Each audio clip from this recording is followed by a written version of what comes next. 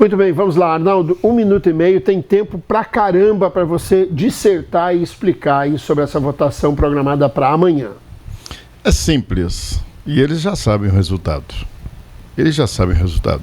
Quem faz o controle constitucional é o STF. Eles podem fazer a quantidade de PECs de emenda à Constituição que eles quiserem. E a hora que chegar no crivo do guardião da Constituição, ele vai dizer que ela é inconstitucional.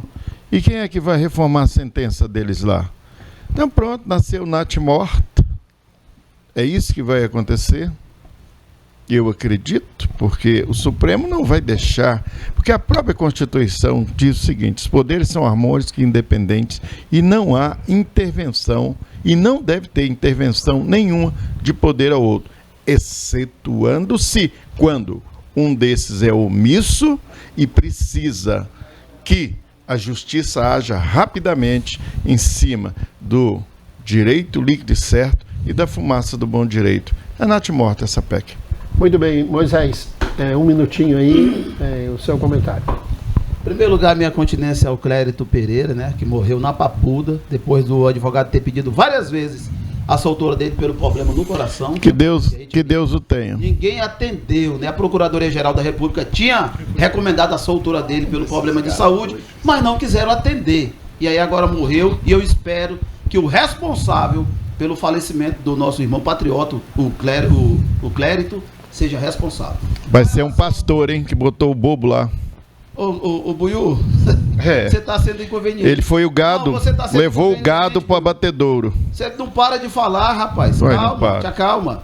Então, com relação à PEC, todas as notícias que a gente lê de bastidores, ela vai passar sim. Vai passar, porque está na hora de cada poder desse país ficar na sua. As atribuições de cada poder está na Constituição, telespectadores. Para você que está em casa. Não cabe a um ministro do STF sair lá do STF e lá da Câmara de Deputados ou no Senado, Ricardo, e atrapalhar uma votação de voto auditável. Não pode. Isso não é permitido. Você já pensou uma votação lá dentro do STF, Ricardo, e sair um senador, um deputado, para ir para lá questionar? Eu duvido se um senador tem coragem de fazer isso, porque o STF vai dizer: estamos sendo vilipendiados, violentados, e aí seria aquela baixaria, seria o fim da República. Agora, por que um ministro pode sair lá do seu gabinete, bater de porta em porta, toque, toque, toque, e dizer: olha, não vote nessa PEC aí, que quer o voto auditável, que quer voto mais seguro, que quer contagem pública de voto, porque o que nós queremos é bom para todos os partidos, é bom para todos os candidatos, é uma contagem pública. Então a PEC, ela está de parabéns. Todo mundo não pode ter poder ilimitado. Não tem Deus aqui nesse negócio. Todo mundo tem que ter poderes, e poderes restritos aos seus cargos. 1 minuto, Amir, por favor.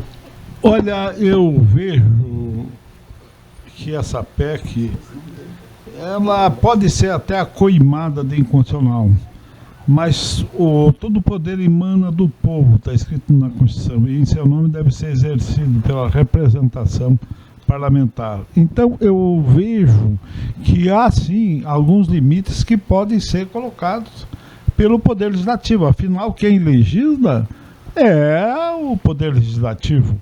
Não é o Supremo que vai suprindo algumas lacunas, é verdade, aí pode, por analogia, dar soluções.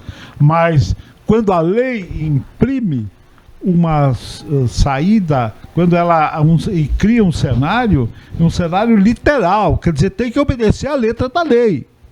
Então, o que eu vejo que realmente se pode limitar algumas decisões do Supremo. O Supremo não é o órgão da soberania popular. Quem é da soberania popular é o Legislativo. E como tal, pode evidentemente pôr limites de competência, de forma de julgamento. Isso é da competência legislativa. Eu acho assim que se houver, depois de sufragada essa PEC, um conflito, haverá um conflito sério de competências entre os poderes da República. Então, quer dizer, eu sou pela soberania do Poder Legislativo. Assim aconteceu na história da humanidade. Se você olhar as democracias do mundo, sobretudo na Revolução Francesa, né, o Poder Legislativo aí se agigantou. E o Poder Legislativo realmente tem a unção do voto popular. Tem exatamente esse poder recebido por cada voto. Esse poder que é uma outorga do povo para seu representante. E o representante pode. Claro que não pode aquelas cláusulas pétreas. Não pode mudar o sistema democrático, não pode mudar o sistema de governo sem uma autorização popular, né? Mas sem uma consulta popular. Mas eu vejo que, nesse caso, o tanto que eu li, é possível afirmar a constitucionalidade, e vejo que o Supremo não vai simplesmente anular tudo, porque também tem alguns critérios. Vai dar um conflito muito grande. Muito bem, 1 minuto, Ricardo, por favor. Primeiro a gente precisa esclarecer para a população, né? Até para título de informação, que o Arnaldo às vezes ele tenta ser constitucionalista, mas pelo visto ele não entende de nada, né? Uma emenda constitucional, ela só não pode surgir para tentar mudar as cláusulas pétreas. E cláusulas pétreas são aqueles textos constitucionais que não podem ser alterados nem mesmo por uma emenda constitucional. Então, quando ele fala aqui que lá o STF vai julgar inconstitucional, é mentira. Eu afirmo com muita propriedade. É mentira, e nesse programa eu não vou admitir mentira. E eu endosso as palavras do Amirlando. Foi muito sensato. É exatamente isso. A Suprema Corte hoje tem usurpado a sua competência. Tem invadido uma esfera que não é dela. Os deputados federais e os senadores são os nossos representantes. Constitucionalmente, está lá na Constituição Federal, é muito claro. O poder emana do povo, que o exerce por meio de representantes eleitos na forma da Constituição Federal. Então ele sim tem poder para alterar os textos constitucionais, desde que não sejam cláusulas pétreas. O resto tudo pode, que é para isso que existe. Aliás, a gente tem mais de 100 emendas à Constituição. Então, emenda, ela vira parte integrante de uma Constituição Federal. Não é o STF que vai dizer que é inconstitucional, porque na medida que ela está sendo emendada, ela vai fazer parte integrante, diferentemente de outras leis, que aí sim eles podem julgar inconstitucional, não uma emenda constitucional, explicação perfeita, desde que ela não viole as cláusulas pétreas. Então, Arnaldo, só para efeito aqui de contribuir com a tua ignorância. Exatamente, está perfeito, o povo precisa saber da verdade.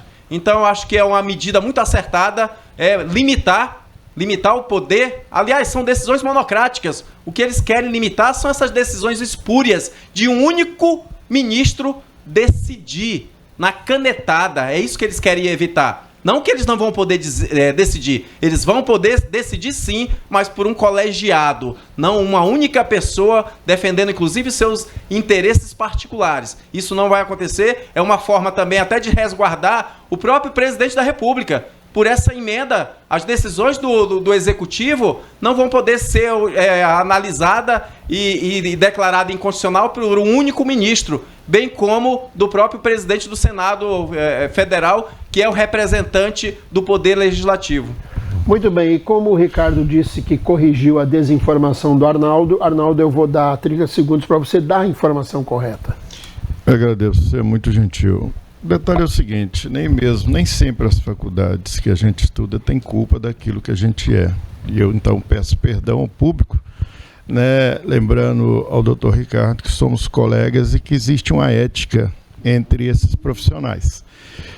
E eu não me reportaria da forma como ele se reportou a mim de maneira alguma, mas continuo no meu entendimento de que os poderes são harmônicos e independentes, e que todas as questões que insere Constituição, elas serão levadas ao Supremo para que ele possa dar o viés. E invoco novamente o sistema de freios e contrapesos, né, que é quem norteia e que baliza todos esses poderes, dando a independência de cada um.